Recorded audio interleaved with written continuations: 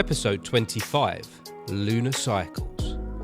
Introducing Rosin Quinn on the BTS Creative Academy podcast. With me, your host, Martin Colton. I think so, I can hear you. And you can hear me? I can hear you. Nice, good. So we shall begin. So, right. Rosin. Pressure. Hello. Hi, hello. And welcome to the podcast. Thank you for having me. It's lovely to be here. It is. It's really nice to have you here as well. Yeah. Someone I see on social media a lot doing loads of amazing things, singing, songwriting all the trying. time. Yeah, you really are a creative that lives that life, I guess. So, first of all, tell me a little bit about what you're up to at the moment. At the moment, creatively, I am starting to write a second album. So I've released one album, starting to write a second album, just trying to find ways to keep myself productive, I suppose. And I've got 2 young children, so my youngest son has just started school, which has given me a little bit of time back.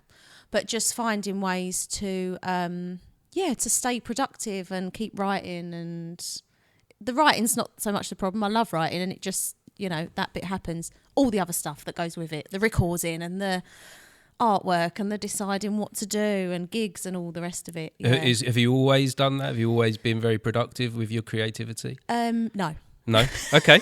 No, I haven't.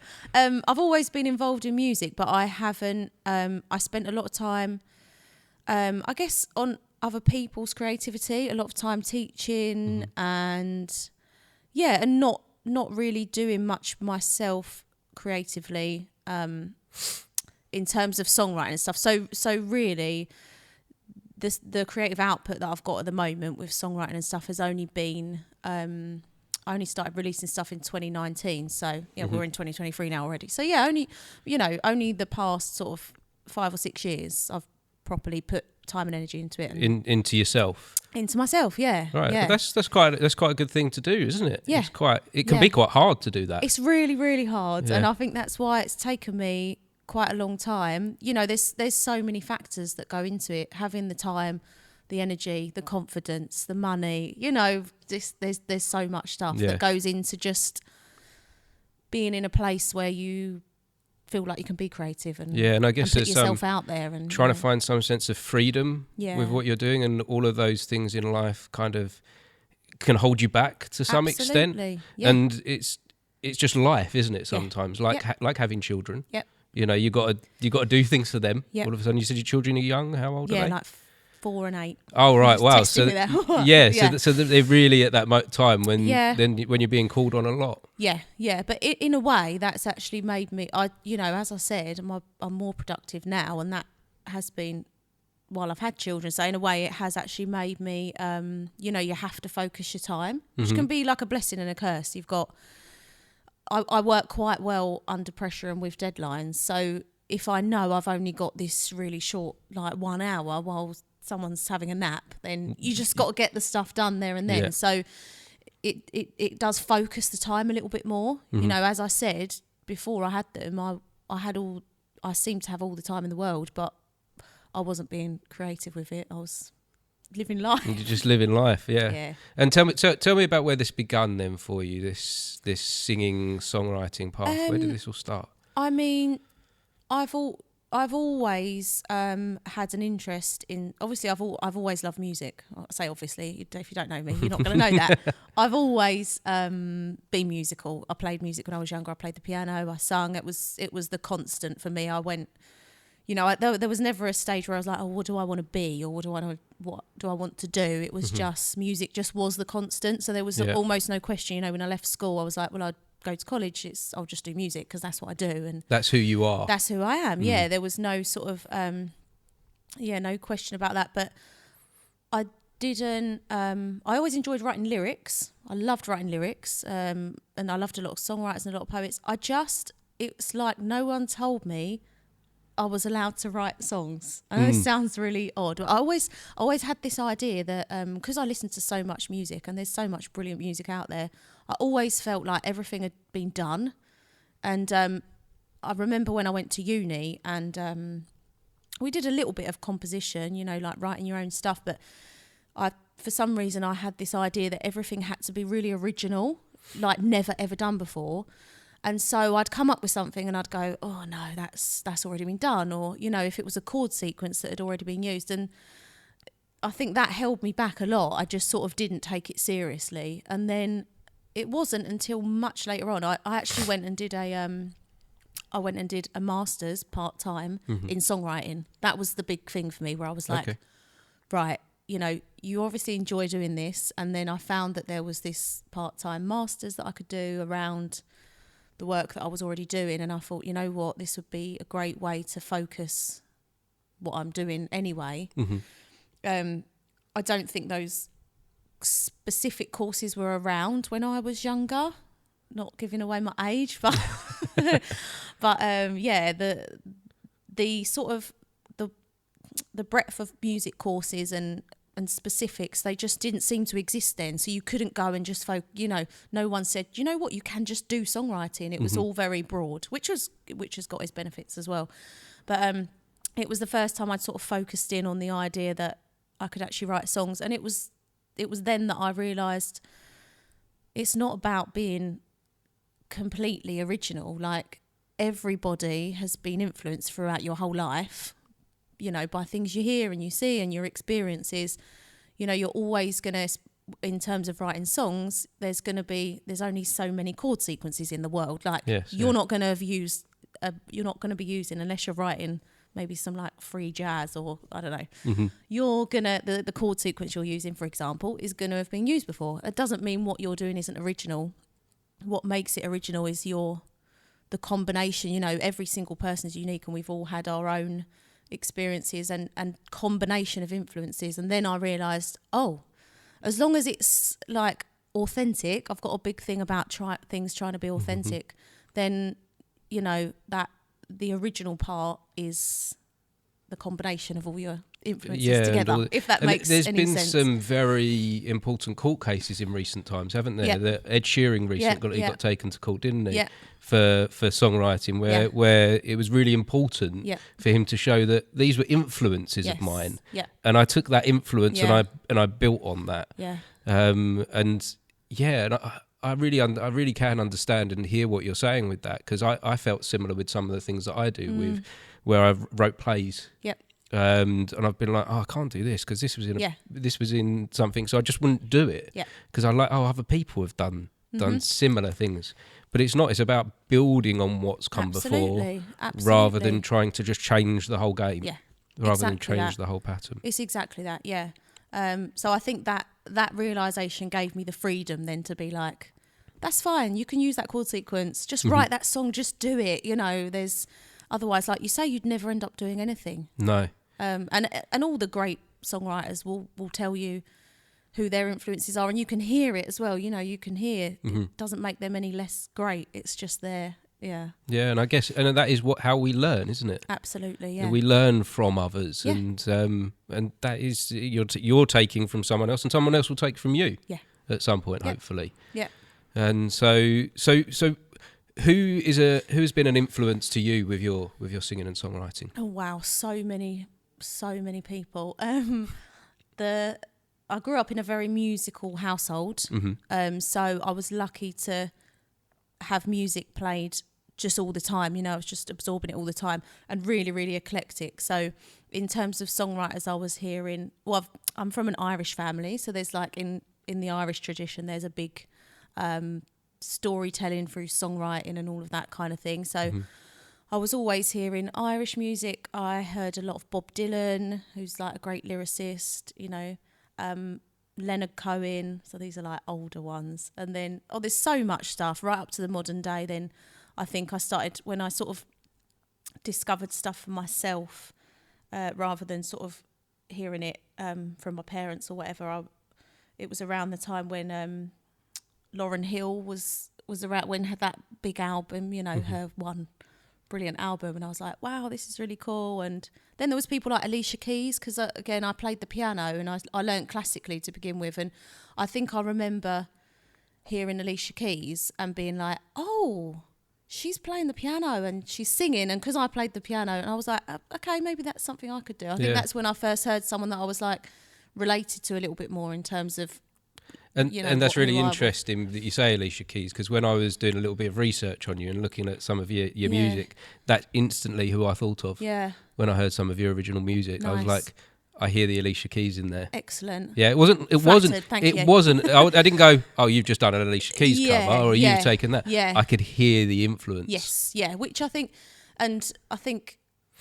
like you say, hearing the influence, because it's when I heard Alicia Keys, I loved her stuff. So I bought the sheet music and I learned a lot of her songs and I learned to sing them and all that kind of thing. And I think the other thing, sort of linking back to what we said earlier, of when I sort of found the confidence to start recording and releasing my own stuff, was a lot to do with my identity, and it's a subject I'm quite a little bit obsessed with, about the accents that we sing in. Okay. Because I'd always, I learnt to sing, as you do, I learnt to sing a lot by listening to other people. So obviously when I was like singing an Alicia Keys song, I'd copy what Alicia Keys did, which is great. Like, there's merit in that, because you learn a lot technically, you learn how to sing like somebody.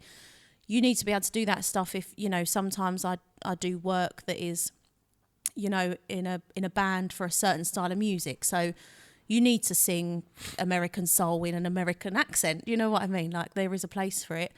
But I always felt, when I was singing, I never quite felt like it was me.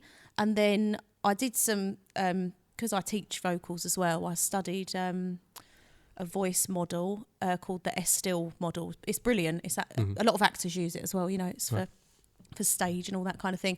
But they talked a bit about diction and singing in your own accents, and I was like, that's weird, but also I like that, and I remember thinking, okay, so yeah, this makes sense to me. Like, if I'm trying to be, if I want to write a song like Alicia Keys, what, that doesn't quite feel right, it feels like I'm ripping someone off. And then it was like, well, maybe I need to sing in my own accent, which, when you've got a nice Harlow Essex accent, it's not the most appealing idea. I'm like, and I tried it out, and I remember I went, I was starting to think about it more and more, and I was like, but surely this is authentic. Like, this is who you and if are. I'm singing songs, as I said earlier, it is like caveat. It's different if you're singing on, for example, if you're singing on stage and you're singing a West End show and the character's from a certain place, you're going to sing in that accent. Or if you're singing classical music, it's got certain certain pronunciations. But I started to get a bit preoccupied with this idea of like, well, if you're a singer, songwriter, and you're singing about your own experiences and where you are in life, surely you should be singing it with your own voice. Like, why are people not doing that? Like, everywhere you look in the charts, it's getting a little bit, I think it's getting, And people really resonate when you are being authentic, don't they? Absolutely, yeah, because they hear your voice and they're like, oh, that's that person, and that's their voice. And so that was actually a big thing for me as well when I started trying out singing in my own accent. At first, it a little bit Lily Allen? Yeah, and it's funny now because people often say, "Oh, you remind me of someone. You remind me of Lily Allen," and I don't think it's because our music. It's not because our music's similar, no, or anything. But it's just the accent. It's because I try, as much regional. as possible. It's it's a fine balance, and because you've still got to produce like held tones when you're singing and stuff. So there's like technicalities that get in the way sometimes. But I try as much as possible to sing in my own voice, because it's like, well, this is me and these are my songs. So why would I be singing them in anyone else's voice but mine? It doesn't always sound as nice. That's the other thing you have to get over. When we're used to hearing these lovely American tones, these really bright, lovely sounds. But are we always looking for that in a performance? Well, that's the question, isn't it? So like, I would say no. Like, I would 100% rather be watching something that's maybe not perfect, just something that's authentic. I'd take that a million times over something that was polished and, you mentioned Bob Dylan sound. as well. Like, Bob Dylan didn't sound polished, did he? No, not at all. He just sang in his own, in his own voice. And yeah, some people hate it. That's fine. But you can't say that he's not being himself. Yes. And I think that is, and he's a perfect example. He's singing, sometimes he's singing stories about other people, but he's singing you know, his stories and his songs. So yeah, why wouldn't you use your voice? It's hard to get out of. It's really hard to... Well, once you get into it, it's hard to get out of it. I think the depending on what you've grown up around, like I work with a lot of young singers now, and obviously the music that you listen to, if they're listening to certain pop stars, you do, you know, mimic that sound. And a few times I've said, oh, why don't we try this in, you know, just little things like singing chants instead of chants. And they go, oh, that's a bit weird. I'm like, well, it's just because you're not used to hearing it, you know. Yeah, give it. So it's just like conditioning, like anything else. But so how do you find it? How do you start? How do you find that authenticity? How do you find your own voice? What's the starting blocks for that? What, in terms of singing? Yeah. I think I'd say it's really difficult. Yeah, it's extremely really hard. Difficult. If it was easy, everyone would be doing it. And I guess in practical terms, it's things like, you know, just trying to forget what you've done before, which is extremely hard. Old habits die hard and all of that. But things like, you know, often people sort of, I did notice, I did a study on it as part of my master's, surprise, why I'm talking about it so much. But I did notice that people do sometimes sort of see their singing voice as separate to their speaking voice. You know, you've got this one voice that you sing in and you've got this one voice that you speak in, and of course it's all one and the same. So just practical things like, you know, if you're singing a song, just speaking those lyrics through rather than singing them, and trying to have a listen to, you know, oh, how do I say this? Or what am I doing when I sing it? Am I wildly changing it? Can I get it a little bit closer? I think it's bit by bit. It's bit by bit. You know, if you listen to like Ed Sheeran, he has a bit of an American twang sometimes, but then you'll notice that there's certain, like I mentioned, like chants and chants, like you'll hear that he does do those vowel sounds. And I think it's like, once you get used to that, then you can add a bit more, you know, it's sort of bit by bit. Yes, yeah, definitely. But it's tricky. Oh, yeah. Like I say, if it was easy, everyone would be doing it straight off. Yeah. And, but I do I'd love a world where everyone was just singing in their own accents. Where we were all being authentic and we're all being... And I really do believe that the best artists are those that are authentic, that are themselves. Yeah. Whatever that is. Whatever that is. Yeah. And I think we're also our happiest. Yeah. And our best when we're at that as well. Yeah. I think you have to get, it depends sort of what, you know, how you feel about yourself. Like, as we were saying, you know, how you feel about yourself, and I guess how you feel about your own voice as well, because our voices are, how you feel about yourself is going to be connected to, you know, how you feel about your voice, because we are, you know, all kinds of things can happen to you when you're growing up and throughout life, and sometimes we feel, you know, shame at things about ourselves or our own voice, and you know, and the voice is like so tied into our like sense of self that sometimes using your own voice is the harder thing to do than getting up on stage and channel. Yeah, I find it easier to get up on stage and sing an Alicia Keys song. That would be easier for me because you are sort of putting yourself out there for everyone to. Oh yeah, it's a lot of vulnerability to perform. Exactly. That's the word I was looking for. It is. There's a huge amount of vulnerability. You open yourself up, don't you? Yeah. You're bearing your soul when you're singing. Exactly. And there's the potential that people might not like it, and that's quite scary. Yeah. So it is easier to go to a place of, oh, let me pretend to be someone else. Yeah. It used to be this like motto that went around for a very long time that I remember when I was younger that I kind of lived by for a long time, was this fake it till you make it. Yeah. And actually now I'm starting to realise that was wrong. Yeah. That faking it, that trying really hard to be someone else. Yeah. Is why I hadn't made it. Yeah. Why I hadn't pushed forward. Yeah. As soon as I started going, no, this is me. Yeah. And I'll be me. Yeah. Then I started to feel like I was moving forward in a direction. I think it's really hard, and I think we're used to getting, you know, you can probably go through your whole life not really being yourself, or you know, being too scared to be yourself for loads and loads of reasons. So, the earlier that we can teach people to, you know what I mean? I look at my kids and I'm like, I just want to teach you can be yourself. It's all right to be yourself, you know, because I think it's... And it's easier said. Of course it is. You know, because the world is a mean and scary place at times. So we want to hide behind something else. Yeah. But yeah, I have found that once you open up from that, it does become a bit easier and not quite so scary. Yeah. I've also found as well, when you do find that place of authenticity in yourself, you start to meet the right people as well. Yeah. Yep. You start to connect with people on the right level. Yeah.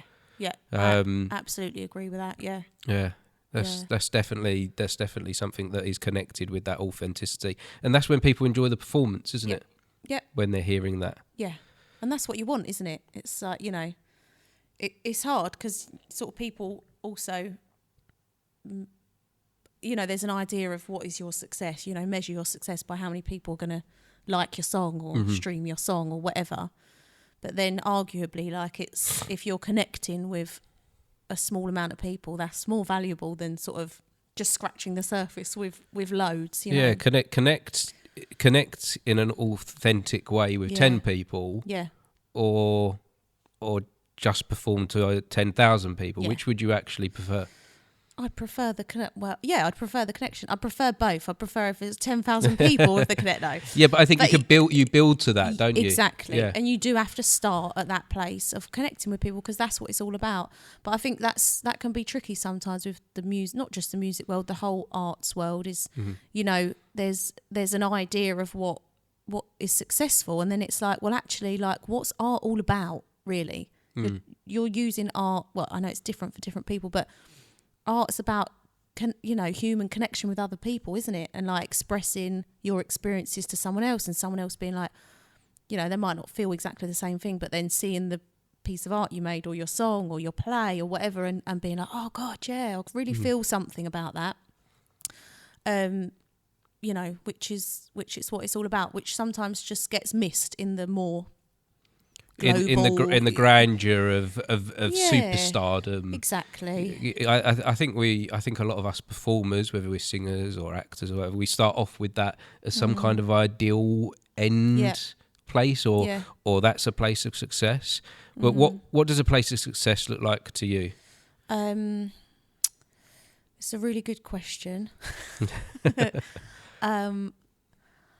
I guess I'm happy now that I'm sharing my songs, and I've got people who connect with them on a small scale, because it's where I've started. But so I would love that, just to reach more people, I guess.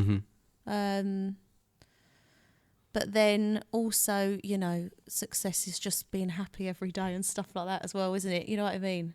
It's not always the sort of, you can tick something off and think, oh, I really want to do this, and you sort of tick it off and go, oh, that hasn't made me as happy as I thought it would.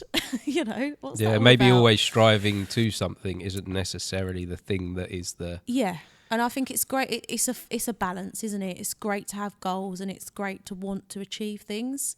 But you need the balance of, and them things won't happen if your everyday life is not, and I know life has its up and downs, but if you haven't, if your base isn't there, I don't know, when I did some teaching, I studied some teaching stuff, we did this Maslow's hierarchy of needs. I don't know if you know it. It's like a pyramid. Right. And it's like at the bottom are your basic needs, like safety, food, water, the things that you need to survive. Yes, yeah. And as you get higher up the pyramid, at the top, we've probably got creativity. But unless you've got the solid stuff underneath, you kind of can't get there. Can't get to the top. So it's great to have all of those goals, but if which I'm learning more and more these days, if you're not looking after yourself and your life's not happy, and emotionally things are going on or whatever, it's very hard to reach those other things. To have the things in life. They can also down trickle, I think, as well. Yeah. So they can enhance. Absolutely. If you've got that creative side of your life, it can enhance the stable parts of your life, like the family parts of your life as well. Yeah, it really can. And of course it acts as an outlet as well. Nearly everything I've written, I always joke about it because that's what I do, but I'm like, at least I got a good song out of it, out of all the really shit stuff. So it does work the other way as well. Having that creative outlet is very, cathartic for all the sort of crap we go through in life. yeah, it is kind of a cycle, isn't it? But I think you need sort of a decent level of foundation. Yeah, of basic, feeling all right enough every day to get up and go out there and do it. And then there's the ability for the other stuff to happen. What else is on that pyramid? Because I have heard of it before. So it starts off of the stability, your basic needs. It starts off with the things that keep you alive. Mm-hmm. So the practical things, but also the emotional thing. Like I'd always think like the feeling of safety, and shelter and food and whatever. Then I guess it goes up to. Oh, do you know what? I'm not even sure. Now I'll put you What's on the spot. Next bit? Yeah, I'll have to look it up. I'll look it up and we'll link it in. We'll link it in. We'll put a little diagram down the bottom. But we know that having the stability in life is important to sustain the other things that we want to achieve. And you feel like you're in a good place with those stability things at the moment? I mean, it's all directly related. I think when I wasn't being creative, my life was very, very different. And I was looking back, I'd kind of say I was sort of living in survival mode a bit. Okay. Like I was dealing with a lot of stuff emotionally and all kinds of things. I just wasn't in a very good place for quite a long time. Mm-hmm. And now that I'm, they sound like really sort of like obvious basic things, but I gave up drinking. Okay. Yeah. Completely or? Completely. Right. Okay. I started having therapy, all these things that that make you more able to deal with life every day. Before I was in a kind of cycle of anxiety, so all these things like anxiety, depression, all of that stuff. Almost like a constant fight each day. Yeah, right. and it's like how, like I was saying about the pyramid, it's like how can you do any of this stuff when you're in a constant cycle of, it takes up so much energy. But these days You've found some tools to give you that stability at the bottom so that you can do the other things. Yeah. Yeah. Any of those tools that you could share?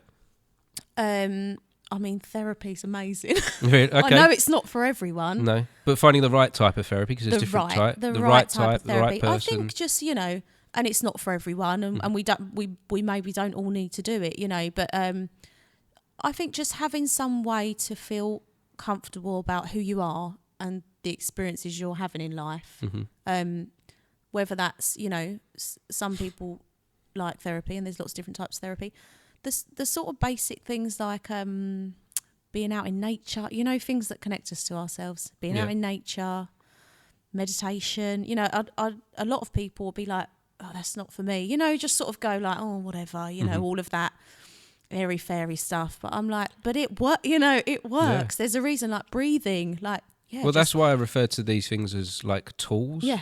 Because I don't think that they're airy fairy. Yeah. There are still people out there that would be like that. They're basic things. But they're basic things. Yeah, this is the thing. When people are like, oh, that's all a load of codswallop. I'm like, but it's a basic thing, knowing how to breathe so that your nervous system is like functioning properly and not self-medicating with alcohol or whatever else. And, all of these, we can all develop these sort of, I guess, unhealthy habits that get us through life because they do work for a short amount of time. Yeah. But so I'd say things like that, meditation, breath work, nature, walking, running. Yeah. I found myself running and I was a person who used to laugh at runners. I'd be like, what the hell are they doing? And now you're running after them, you're joining them. Whoa, this is amazing. Yeah. Yeah, so it's I know it sounds cliche, but cliches are there for a reason, aren't they? But self-care, it's looking after yourself because you can't pour from an empty cup. No. For another cliche. And I see you do quite a lot for others as well. You get involved with like community groups, don't you? Like Livewire? Yes. Yeah, you're part of them? Yeah, I am now, yeah. So Livewire. Who are Livewire to start Livewire are a charity, a charity based in Harlow, started by, run by Sam Ashford. I know there was other people involved back in the day. I mean, it's been around for years and years. And Sam works really hard to get funding. It's all run by funding applications, and it provides free drama, dance, music, and now singing because I've come on board to young people. Okay. So it's any young it's people. Great. Anybody at all. Anybody at all. It's completely free, which is a big, which I think is really, really important, you know, to have accessible input for kids in the arts, especially because it can be such an expensive, you know, at that age it's kind of like a hobby. You know, you might find a bit at school, but exactly. To do it as an outside thing, most of the groups they do charge quite an expensive rate. It's a money making activity, isn't it? Which is so I'm really happy to be doing some stuff for Livewire, and because it's something else that I am quite passionate about, is sort of, you know, accessibility to the arts and privilege in the arts. And about people, you know, everybody having access to it, which I guess is getting better, but it's still, I think it's still a big thing. Yes, definitely. You know, just on a personal level, a lot of the things, you know, that I am able to do now, I'm able to do now because I've earned money, you know. There were things I couldn't do when I was, and it's quite, people can be quite short-sighted about it. Like, I was like, well, I laugh all the time because I'm like, I've got a chip on my shoulder. Yes, I have got a chip on my shoulder about it, because, you know, when I was at uni, you know, and I'm not dissing anyone who has got money, like, great, good for you, you know, but I was at uni with people who, you know, I had to work throughout uni. That was what I spent my spare time doing. I had to work to have money to live, and whereas other people didn't have to do that, so they were able to, little things, just like practice or go out, instead of working, go out and do a gig. And then people say, well, you could have gone out and do a gig. I'm like, okay, but where would I have got the money to buy the equipment and to learn to drive, to, you know, like these all the little bits, all that the all little things that actually, if you live a comfortable life, you don't realise are actually very expensive and actually quite hard to access if you're living if you're living a lifestyle that's quite hand to mouth, you know. Of all, you know, we're in a working class town, and a lot of us had an upbringing of your parents went to work and then the money got spent on the bills and that was it. You know, there wasn't like, I'll just dip into the savings and then buy you a car and you can go out and do some gigs. You know what I mean? It's like, I definitely wouldn't be here today doing what I do if it hadn't have been for a group very much like Livewire. Right. When I was a teenager, there was a group called the Playhouse Young People's Theatre, which was a charity-run drama group for teenagers. And it didn't cost, my parents wouldn't have been able to afford for me to go to a group. But because this was free, it started me off on a life path and a journey. And there's stuff and it's stuff I hated at school. I had no interest of it at school, but I discovered it by accident in this group, and it stuck with me 20 plus years later. You know. So those groups are like, I am hugely grateful to that group that I was a part of, and it's hugely beneficial to the children of this town having something like Livewire, and for you sharing your skills with those younger people and giving them your time. So what do you do with these kids then? What happens within these sessions? It's early days at the moment. We've only been up and running. We've got some funding from Essex Music Hub. See, funding's a big thing, because without it, you wouldn't be able to do it as well. So, well, you need a venue to be in, don't you? And you need the equipment. Exactly. You need all these things. So, we are. So it's only been running. Where are we now? What month is it? I think we're in October now. We're in October. October, we started up earlier this year, so it hasn't been going for that long. So we just do anything to do with the voice. We've tried to. It's tricky getting young people in sometimes when you call it a choir. Okay. I found, because they'll have a preconceived idea. There's a preconceived idea of what's a choir. So. It's quite hard. Once people are in, it's all right, but getting past, which is why we call it, we rebranded it as the Livewire Vocal Collective. Right, okay.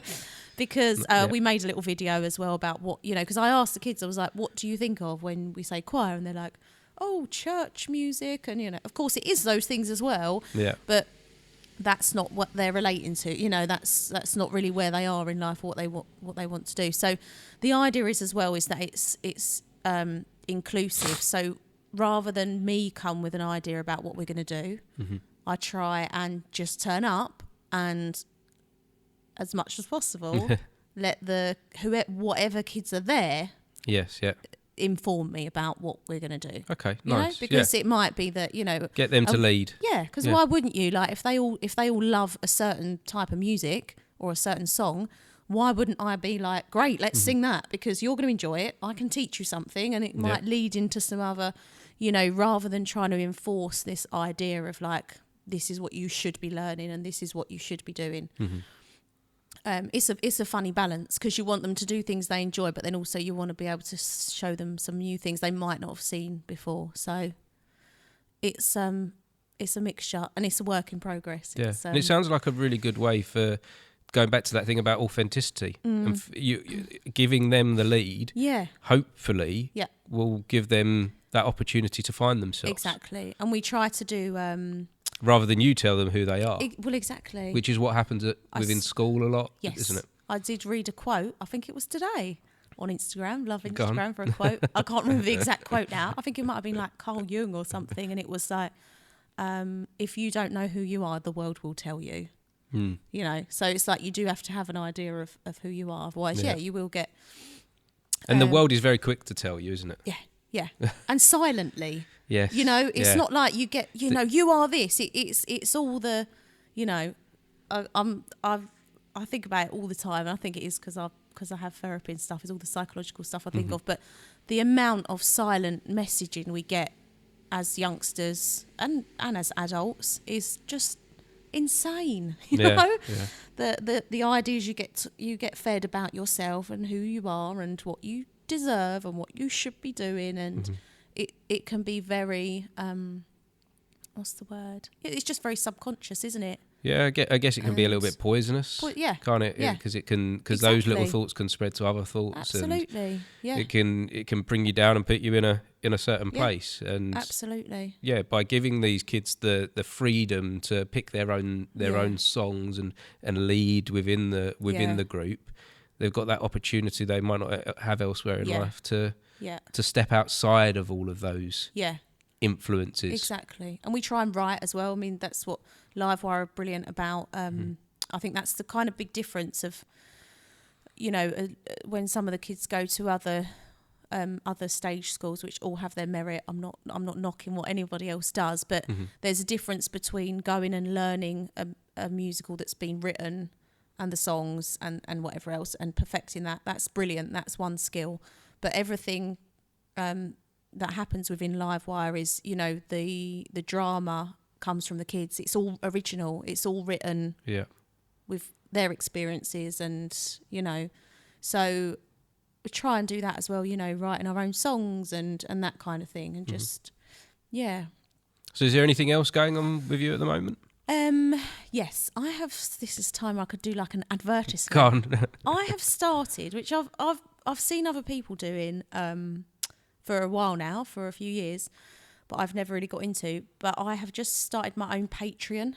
You know about Patreon? Yes, I've seen it. So if people don't know about Patreon, it's like a platform for creatives where you can basically, because we share so much stuff for free these days online, which you have to do, which is another thing I struggle with, the whole social media. So it's nice that you said, I've seen you doing loads of stuff on social media, because I find it quite hard to... it can be quite tiring.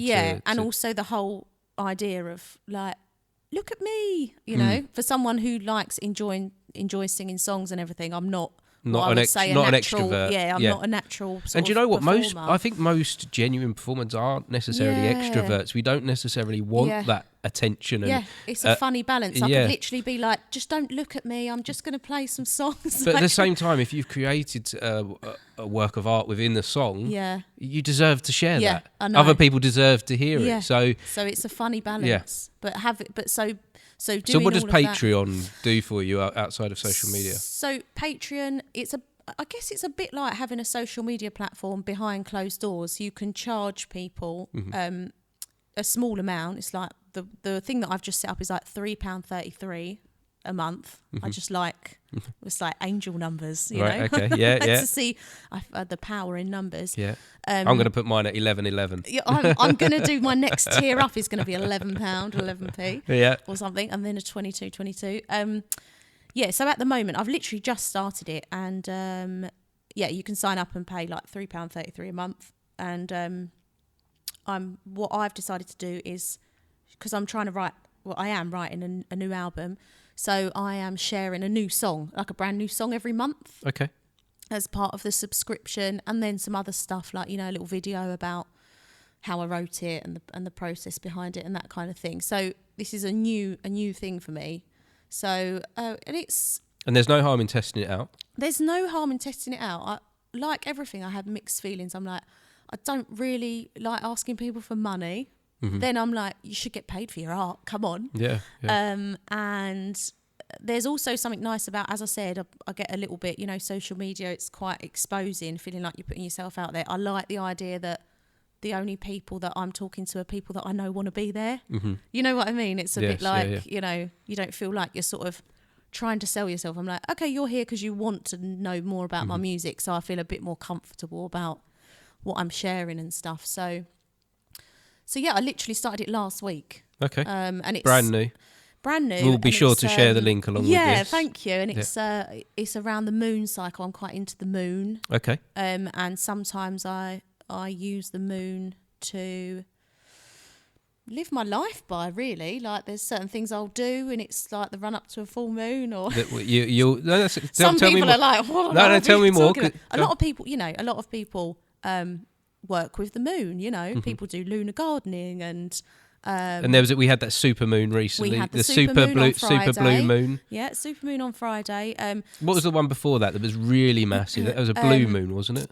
There was a blue moon in September, which was quite funny. Was it in September? Yeah, because a lot of people, because you hear about it a lot in the news. I know a few people. I saw a few stories on social media of people were expecting the moon to be blue. Right. Okay. Like, yeah.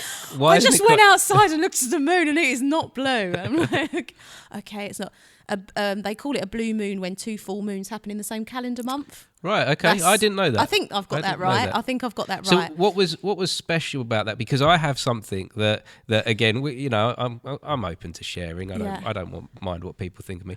I had an experience that night, and wow. I've had experience. I'm open to experiences, and I don't think any of us can fully say we understand what's going on in this world. It would be arrogant of us to do so, wouldn't it? And I had experiences when I was young that, again, you could put down to it was because I was young, my adolescent mind or whatever. And I haven't had any spooky experiences until that night. Right. And is this the blue moon? This was on the blue moon night. I went over to the field that's near me and walking the dog. So I thought I'll go out there and look at this moon that everyone's talking about. And I went out there and I was like, wow, it really is quite something special. But these clouds were like in the way of it. So I hung around on the field for a bit, waiting for the clouds to break. And as the clouds broke and the moon just shone on me on the field, I could swear someone walked past me. You know, like your provisional, what do you call that? Peripheral, that's the word I'm looking for. I swear someone walked past me. Okay. And I didn't just see, I heard. Wow. I heard footsteps. Wow. And as I turned my head, no one was there. Wow. And I was like, hello. I believe you. Hello. Yeah. Who's there? And the clouds came over. Wow. And like this sense of someone else being there was gone. And it was almost like, I felt like a gateway opened or something. Yeah. I felt like, I felt like, did I just see another plane of existence? Yeah. It could have been a shadow. Yeah. You know, it could have been a shadow of the tree. I love that. The moonlight. But I'm open to having the conversation of what was that? Yeah. And I think, you know, and I'm going to say this: I wasn't high. There was no drugs involved. There was no drugs involved, and I am a sound mind. Yeah. But I swear, a person walked straight past me on that field. I mean, I believe it. I'm a very spiritual person. I'm open to all that kind of stuff, and I think full moons, especially, are a time of like quite high energy and stuff. So, you know, and people sort of go, whatever. But I'm like, and I know this is the argument that all moon lovers use is like it pulls the tides. Let's get it in perspective, right? This thing pulls the tides, so it has an effect on oceans. Like that's a pretty big deal. And what are we? We're 90% water, right? So why wouldn't it have an effect on, you know, on us as humans and just on the world in general? And I'm sure that I might be wrong, but apparently they don't do operations on a full moon. Yeah, and I've heard I've heard that before. And I know that there's also a statistic that they put on more police on a full moon. Absolutely, because people, the intensity of emotions can be risen. I absolutely believe it, and so I do sort of follow the moon's phases, and I plan things around the moon and stuff. So that's why I thought to myself, well, why don't you use that then for your creative output? So I'm releasing, and I have in the past, like quietly, I haven't sort of broadcast it, but the music that I've released before, I always release it on a full moon. Because your album that you talked about releasing, that's the moon cycle, is that? Well, I'm just that might not be the name of the album. I'm just calling the project like Lunar Song Cycle. Okay, I think I called it. Yeah. So probably all of the songs that I release will end up on the album. Mm-hmm. Maybe in another form. The other thing about doing it monthly myself is that, you know, it will limit my, you know, when I released my other album, there was other musicians involved, and, you know, I got it mixed and mastered, all these things to polish it up to. Yes. So with these songs that I'm doing it all myself at home. So it's probable that a lot of the songs that I record will be on the album, but in a more polished format. Right. Okay. Yeah. And by doing that monthly as well, it helps you with like pacing. Exactly. It's not like you have. Sorry, I'm going to cough. Go for it. It's not like you have to go, right, I've got a deadline to finish 12 songs. Exactly. You can be like, right, I'll do this over a year. Yep. Do this at your pace and make that fit into your life. Yeah. Yeah. And however long that takes. Yeah, exactly. That's the idea. So, yeah, it hasn't, you know, as I say, I've just started here. So maybe ask me again in a few. Maybe we'll come back. Maybe moon cycles. Yeah, maybe on the next full moon cycle we'll come back to it. So where are we in the moon cycle at the moment then? So we just had that super full moon. It was the harvest moon on Friday. Mm-hmm. So the new moon is next week, October the 14th. Is a new moon, and then the first full moon when I release a song is October I think it's about the 28th. Right. Yeah. And I even try and plan gigs. If I've got to do a gig, I'm like, I want it to be in the lead up to the full moon. Do you find it gives you like a place of like confidence? Yeah, I do. And I just, I do. I think it gives me a bit of confidence. There's something about these big things in nature as well, like the moon. 99.9%, and, you know, unless the world ends, it's like when there's a full moon on October the 28th, there's going to be a full moon on October. You know what I mean? It's very certain. Yes. Like that moon is there for me. Yes. Yeah. And all of us, not just me. I know it's not my moon, but there's something very like trusting and solid about the fact that there's a full moon on the 28th of October. If it's cloudy, it's still going to be there. Do you know what I mean? It's like a sense of stability and. Yes. Yeah. So. Yeah, I think it does give me a sort of confidence, something to, I guess it's my religion in a way. Okay. I mean, that's fine. Don't let the priest or the nuns hear me say that. But, you know, it does. Something for you to live by, a motto, like a motto. Exactly, you know, like people do. Like people live by religion every day of their lives, don't they? You know, and let it govern their week's activities and when they rest and when they pray and when they. But this isn't necessarily about governing. This is about giving you just a bit of extra strength and a bit of stability. Yeah. Yeah, exactly, because you know that moon is going to be stable for you. Exactly. Yeah. Yeah. No, nice. I like that. That's good. Good. Yeah, I like that. Thank you. So, anything else going on?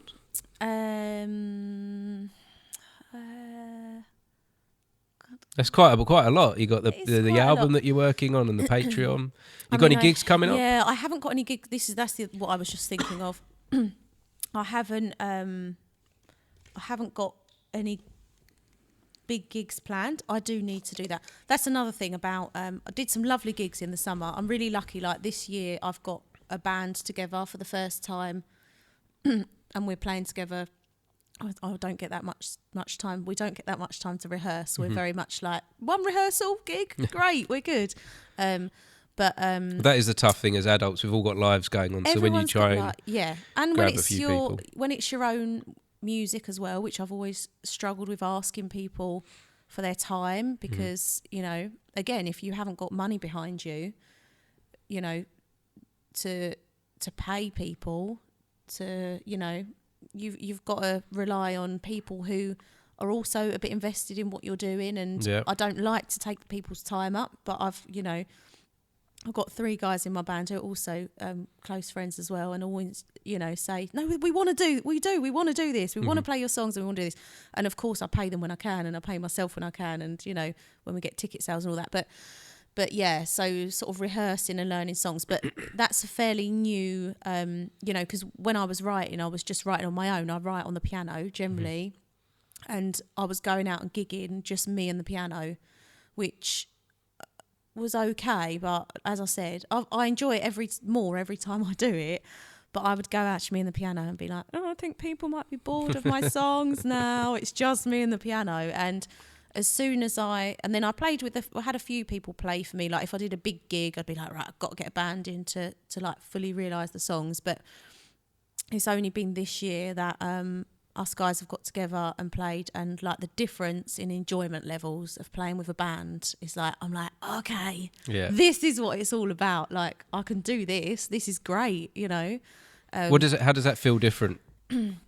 I guess it's not as exposing, but I mean, it just sounds better, you know, when you've got everything in there. The piano's a brilliant instrument because, you know, you've got quite a lot of options. You've got 2 hands, and you can be like, you can make rhythm happen as well.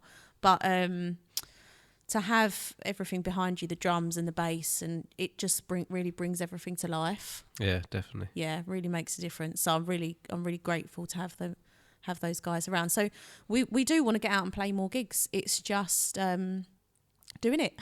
Yeah. And I'd really like to sort of go on tour, you know, the dream, but I'd love to go on tour and go and play some other places, but it's, you know, it's the money. Yeah. So hopefully I can make some funding applications. So what does that future look like for you then? What is the future plans? Is it trying to find funding so that you can go on a tour, or is it trying to book some gigs? I mean, I think, yeah, it's a tricky one, because you've got some, depending on where you put the gigs on, there are some places that will pay you to come and do gigs. When it comes to original music, it's quite tricky. You know, there's because like I guess like a pub club type environment, they're going to just want some classic songs of that course. Everyone's used to hearing, which is fine, and that's how a lot, you know, the guys who play in my band, you know, a lot of them are loads of musicians I know, like that's how you make your money, is you go out and play covers, because that's what people want to hear, and you get paid for that. Yeah, you know, if you go and do weddings or functions, you get paid properly but when it comes to original music, which I get, because, you know, people don't know you, they don't know your music, they don't know your songs, so why would someone be paying you to? But it's kind of what we need to get original music out there. It's, you know, I've tried, when I first started coming out and singing my songs, people would say, oh, do you want to come and sing here, do you want to come and do this? And it was always not always, but often those kind of things, it's unpaid, you know. Well, it's good for the exposure and all the rest of it. And it's like, yeah, but if I'm trying to do this as my career, you know, it's the age-old argument. It's like, well, you don't ask a plumber to come and do the taps for exposure. Yes, and this is particularly hard for musicians, isn't it?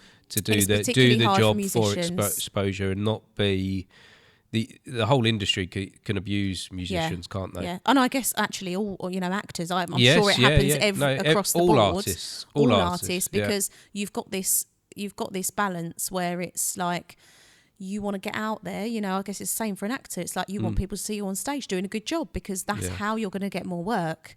So you might say to yourself, I guess it's. Yeah, you might say to yourself, do you know what, I can do this unpaid, but there's got to be, you know, what I'm trying to tell myself now. I'm like, no, you don't send the universe the message that you're not worth paying for. Yes. You know? I think you've got to find a cut-off point. Yeah. A point where you, because as an actor, I've had the same thing. I worked on an independent movie that the guy was like, oh, in the next movie you're going to get a bigger part, etc., etc.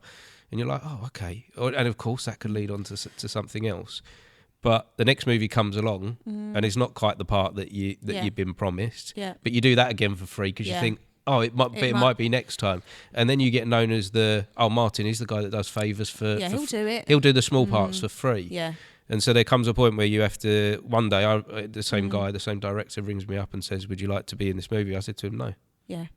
I'm done. Like a part that you pay me a salary, Yeah. like you pay other actors, and yes, we'll have a chat. Yeah. But past that, I'm not the guy that you come to for free acting. Yeah, which is hard, and it's hard to get to that point of knowing that you're worth that, and like you say, figuring out, because you could have done that first one, and then the second one could have been something amazing. Yeah, so you do have to take some risks. You have to take some risks, but not live a life of risk. Yeah, that's it. Exactly, isn't it? And then you have to think on a wider context, like which is there's a general, well, it always causes arguments, but there's groups, there's Facebook, for example. There's a Facebook group online that I'm part of, and it's like people who need what you call DEP musicians. So like if someone can't do a gig and you have to do a call out, I need a bassist for this Saturday, this is the gig, this is the fee. And it's constantly brings up things, if someone puts, there's sort of, someone will say, oh it's like 50 quid, and someone will be like, I'll do it, and then everyone else is like, and then the general thing is like, don't do, like, if you're going out doing jobs for free, you're also undermining your whole community, because if there's someone who will always undercut you, then no one's doing anyone any favours. It's like solidarity, like you've got to, which is why the music, I'm a member of the Musicians Union, and why there's lots of unions in the arts, but it's really hard to do, because you might be like, oh, do you know what, I just do need that 50 quid and I think I'll just do that gig. But it's like, no, you've got to stick together and be like, no, this is what we are worth as a collective. Yeah. And this it's is really what hard, the collective thing. And that does take me back to this independent filmmaker that I worked with years ago, that he said a very similar thing to me. He said, it's no problem, I've got 100 other actors that will do it for free. And it's like, well, okay, go to those other ones that will do it for free. Yeah. And then you've got to come back to your own personal worth, haven't you? Yeah. Personally, I'm worth X amount for my time. Exactly that. So it is a hard balance. Really hard to control the community feel, unless I guess you would hope that some community leaders would maybe echo that. Yeah. That maybe some people that do get to a level of success can turn around to the people that lower down and go, don't do it. Yeah. That get some experience, but have the cut-off point. Yeah, I think you're right. It's a mixture, isn't it? It's that, and then it's like, as you say, having people, if you're the person putting the gigs on, don't ask people to come and play for free. Like, don't do it. Yeah. And often people don't realise as well. I notice that people don't realise it's offensive. They just go, oh, well, can you just... And it's like, I know you think you're being... Like, people will even be like, oh, I'm kind of doing you a favour. It's a good opportunity for you to come and play. And it's like, I know your intention is good, but you're not... You can't see it on a wider... And I guess scale. You have to look at as well, like, what is the person organising it making? Well, exactly. This is the thing when people go, it's for charity. Yeah. And I'm like, well, I'm pretty sure that is everyone getting their drinks for free? Yes, yeah, exactly. Or is the caterer supplying all the food for free? Yes, what you've got to think about it. If you're going to it's a service, if it's a career, you've got to think about it as a service. Yeah. Like you say, all them other... What other people aren't getting paid? Yeah. Is it just the musician that pulls everyone in? Well, that's the thing as well. That's the other thing. It's like, that's what people are there for, isn't it? It's such an important part of all of the arts. When we go back to blooming COVID, when they were like, well, maybe you should all retrain as whatever. And it's like, hold on a minute. What is getting everybody through COVID? Shall we have a look? What's getting people through COVID? Yeah. The arts, isn't it? Music, 100%. TV, like people streaming stuff, books, like that's what's getting people through. I know obviously the medical profession also getting us through, but not, you want me to retrain as a banker? A banker's getting us through lockdown? I don't think so. No. Or anything. No, that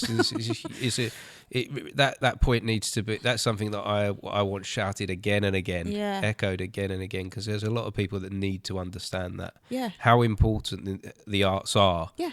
In the moments when we need them. Yeah. Just in every day, Yeah. Everything you do, even when we're talking about, banks or whatever, I'm like, okay, whatever bank you are. So how do you advertise your services? Who do you employ to advertise your services? Yeah. Is there music on your advert? Have you used actors or like the arts are the things that we just kind of take for granted a little bit every day. But I also find they're the things that, for me, the things that we live for. Yeah, absolutely. Yeah, absolutely. Like we've got all of those. Go back to that pyramid. Yeah. You've got those stability things in life, and maybe those next things up are the finances that keep the stability there. But then, the thing that surrounds it all for me is the creativity and the arts. Yeah. Because what would life be without that? Yeah. Yeah. So on that note, what would life be without the arts? Oh God, I don't know. I guess I'd be retraining as a banker. Yeah, I did that for a while. Oh, did you? Sorry. Yeah, no, it was the worst time of my life. I'm not having a go at bankers. No. But yeah, worst time of my life working in the bank. Trying to be something that I wasn't. Yeah. Was the worst time of my life. Yeah. I didn't realise it until I looked back on it. But I was trying to do the thing that I thought I had to do and should do, rather than be me. Yeah. And life really didn't work out well when I did that. Yeah. And it works out so much better when you truly you. Yeah. Going back to that authenticity. That's the thing, and it does, and it sounds really simple, but it's quite hard to do, isn't it? And we have to find, and we do have to find that balance for paying the bills. We still, of course, and we're going to want other things in life as well, aren't we? We're going to want cars, and we're going to want holidays, and we're going to want to eat. So we can't just spend our life singing songs. No, and it is a balance. Yeah, we have to do other things as well. Yeah. So. Yeah. On that, I appreciate you joining me today. Oh, it's been so lovely. I don't even know.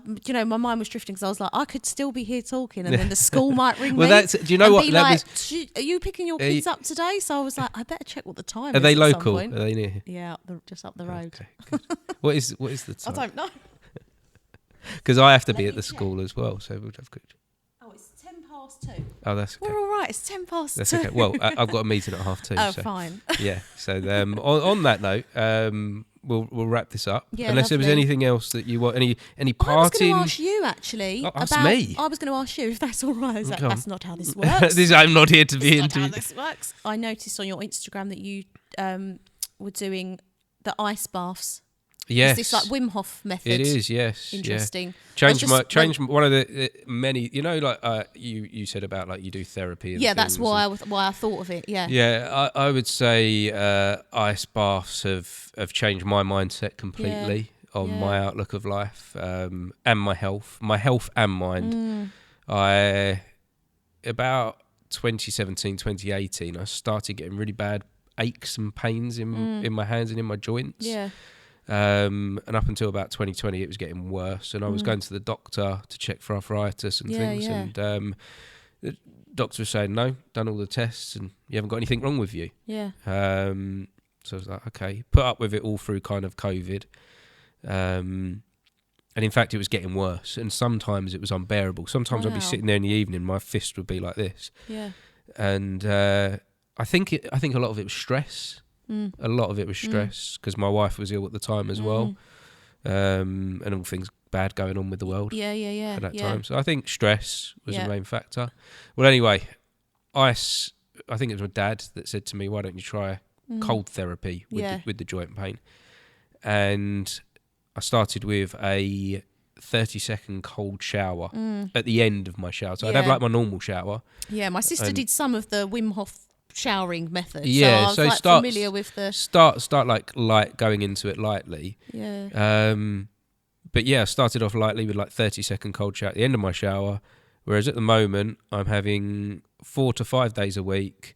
I start my day with a cold plunge. Oh my God. for at least 10 minutes. I'm up to now.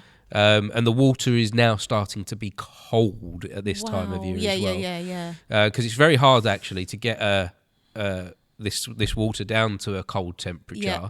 So I chuck some ice cubes in it, but I get it down to about 20. Oh, okay. Which isn't freezing, but it feels it, I guess. But it's enough. It's enough to get you shaking. Yeah. But in that 10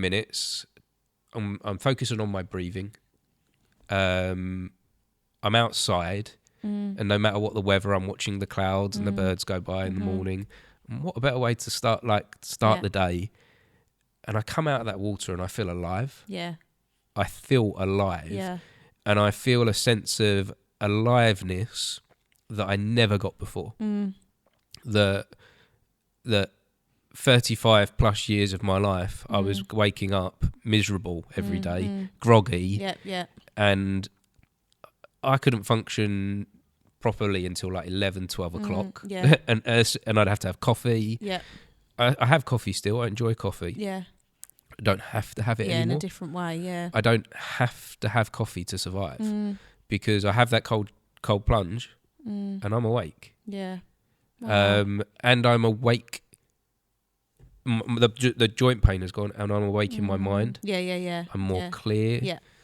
So that's been really my therapy, cold water therapy. And I would recommend it to everybody. Everybody doesn't want to try it because it's horrible. I'm like, that's it. When my sister was like, yeah, you should try it. And I'm like, look, hot baths are like one of life's luxuries. Well, you still should have a hot bath. You should still have a hot bath, hot shower, but you should do that at the end of the day. So I guess it's putting your mind in a place where it has to focus on the here and now and the it makes you present. Part of it makes you present. Which I guess you could. Look, I'm just trying to talk myself out of having to have cold plunge. I'm like, you can get that other ways though, right? You can meditate or you can meditate, but there is nothing quite so. It forces you into that place. Okay, you've made a choice. But helps with weight loss as well. Like I was starting to put on weight. Right. And I've lost a stone over the last year. All that shivering. Well, it honestly it does, and it burns what they call the brown fat, the fat that's on the top. Oh wow! The cold burns the brown fat. Okay. I guess because you're using up reserves, aren't you? That's it, exactly. So in that shivering, in that being cold, and it being present, I would put down to that the cold plunge, and I would. It has changed my life. Cold therapy, the joint pain has gone. Wow. And the awakeness is here. I do other things as well. I meditate as well. Yeah. Sorry, cough again. Meditating is great. Tapping. Have you tried tapping? Tapping, it's brilliant. No. Well, I'm into TM, transcendental meditation. What's that?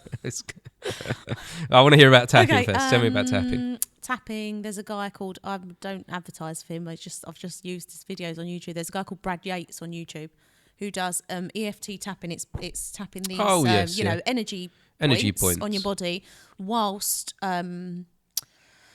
you can do it for different subjects whilst sort of repeating mantra type things. Yes.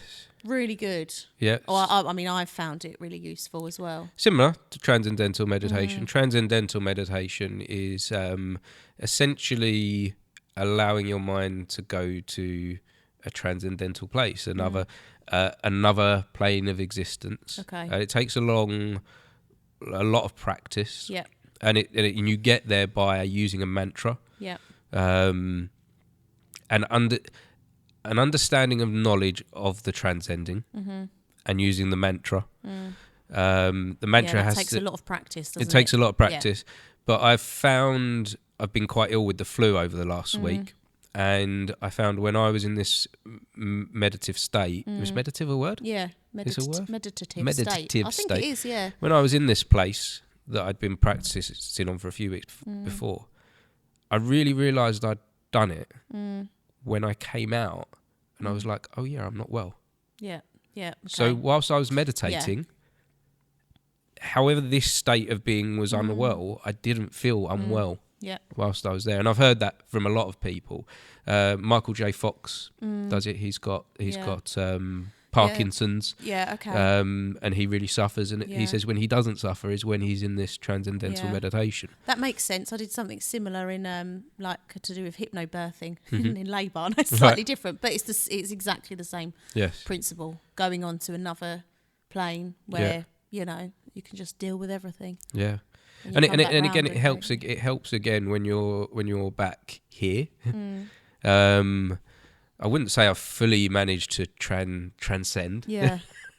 but it definitely helps that the meditation from that and the cold showers help me be present now. Yeah. Right now I'm here with you. Yeah. Right now we're doing this, we're having this conversation. Yeah. And this is the moment that I'm in. Yeah.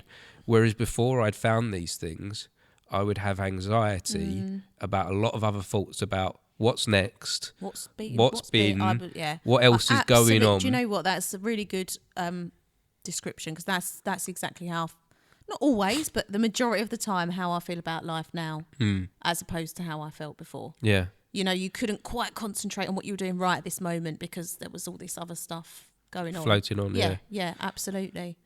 Whereas all that matters is now. Yep. You know, all that exists is... It's true. That's all we have is right now. All that exists is right now. Yeah. And there is peace in that. Yeah. There is. There is peace in that. Yeah. And the cold will help you find it. Yeah. The cold's a good start. But yeah, you can still have your hot baths. Yeah, okay. And it's not nice. It's not nice. There is a yeah, it's horrible. Yeah. Like, actually, I'm past saying it's horrible because I get so much from it. I'm 2 years into cold water therapy, and I'm at the place of I love it and I will not stop doing it. 18 months in, I was still saying it. This is horrible. This is horrible. Like, yeah. But I know, just like it I works. know, yeah. So year in, I'm like, no, I'm starting to feel the benefit. 18 month in, I feel the benefit, but I still know that's horrible coldness. Yeah. Whereas now, I get up in the morning, I go in that cold plunge because I know that that's the best thing for me. So you don't even think about it. You just go and do it. Yeah. It's part of my life now and will always be part of my life. Wow. So do it. Okay, just maybe. do it. 30 seconds. Maybe. That's all you got to do to start. Okay. 30 seconds. All right. Have your warm bath or shower, whatever it is you do do your normal stuff at the beginning of your routine. To be fair, actually, you know what? I do a freezing cold rinse on my hair. Okay. It's the last thing I do at the moment. Okay. So I just need to extend that to the rest of the body. Okay. For 30 seconds. All right. I've actually already started the journey, haven't I? Okay. You're already on the path. There we go. And yeah. And you build from there. Yeah. So it's that easy. Yeah. Oh, and don't forget to breathe. Yeah. Because cold will make you go. Yeah. But if you've got a breathing pattern going beforehand, which there's some good Wim Hof videos for that online. You even notice that with shivering. Actually, I do that sometimes as a test. When you're really cold and you shiver, you're like, actually, you know what? I can stop shivering and just breathe. Just breathe. Yeah. Yeah. So if you start breathing beforehand, just be conscious of your breathing and go into it. Okay. So, great. Yeah. Thank you. Highly recommend it. Learned something new. Well, I've learned a lot from you today about your music as well, which I hugely appreciate you sharing. It's been nice to chat. Yeah, it has been, and and I think that that all finding your truth, finding your own voice, is a really important message. Absolutely. And can we leave this on have you got a note that we could leave this on? Have you got any advice for any young or new musicians from the path that you've taken? What would you say to someone going into this creative life? That is a good question. I would say I'm trying to think of something profound to say now. Say your truth. Yeah, I mean, it just to be yourself as much as you can, and that does come with a caveat because I know how hard it can be, and it sounds really simple, and it is simple once you get there. But I think that's probably the most important thing. Be true to yourself. Lovely. That's it. Perfect note to end on. Thank you. Thank you very much. That was the BTS Creative Academy podcast, Uncut. I appreciate you joining us for this conversation. If you'd like to drop into more conversations, just search the BTS Creative Academy podcast, wherever you get your podcasts. And to make sure you don't miss any future episodes, don't forget to like and subscribe.